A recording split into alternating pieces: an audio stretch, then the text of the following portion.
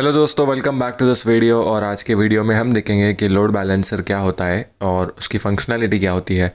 अजोर के अंदर total 4 type के लोड बैलेंसर होते हैं, जिसमें से हम पहला देखने वाले हैं जिसको नॉर्मल लोड बैलेंसर भी कहा जाता है या फिर स्टैंडर्ड लोड बैलेंसर भी कहा जाता है।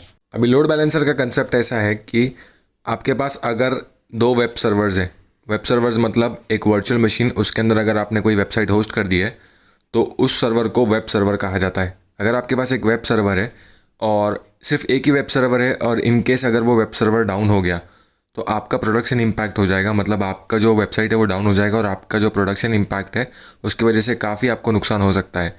तो आप अवेलेबिलिटी के लिए क्या करते हो कि आप एक सेकेंड वर्चुअल मशीन ऑलरेडी बना के रखते हो, ताकि अगर एक डाउन हो गई तो दूसरी मेरी अवेलेबल रहेगी।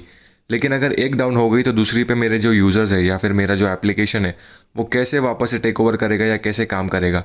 तो इस काम को पूरा करने के लिए पब्लिक लोड बैलेंसर या फिर लोड बैलेंसर फंक्शनैलिटी में आता है। अगर आपका एक वेब सर्वर डाउन भी हो जाता है तो जो आने वाला लोड है इंटरनेट से, वो लोड बैलेंसर आपके जो अवेलेबल वाली वर्चुअल मशीन है या फिर वेब सर्वर है उस पर डाइवर्ट कर देता है, ताकि आपका प्रोडक्शन इम्पैक्ट ना हो, आपका कोई बिजनेस लॉस ना हो।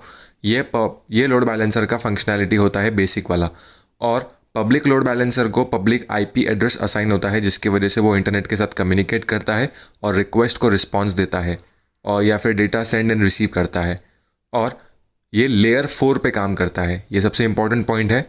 जो स्टैंडर्ड लोड बैलेंसर है वो लेयर 4 पे काम करता है और उसको पब्लिक आईपी एड्रेस असाइन होता है। और साथ ही साथ एक प्राइवेट लोड बैलेंसर भी कंसेप्ट है जो अवेलेबल होता है। लेकिन प्राइवेट लोड बैलेंसर में डिफरेंस यही है कि जैसे पब्लिक लोड बैलेंसर के अंदर पब्लिक आईपी एड्रेस उसको असाइन होता है, तो प्राइवेट लोड बैलेंसर के अंदर उसको सिर्फ प्राइवेट आईपी एड्रेस असाइन होता है।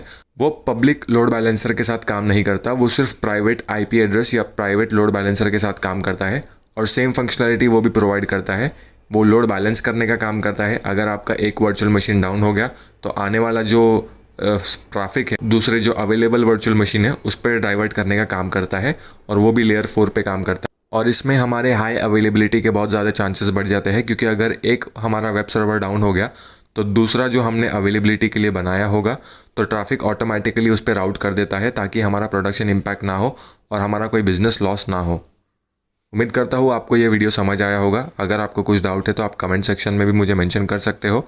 अगर आपको वीडियो अच्छा लगा है तो आप लाइक करें, सब्सक्राइब करें और अपने दोस्तों से भी शेयर कीजिए। Thank you very much.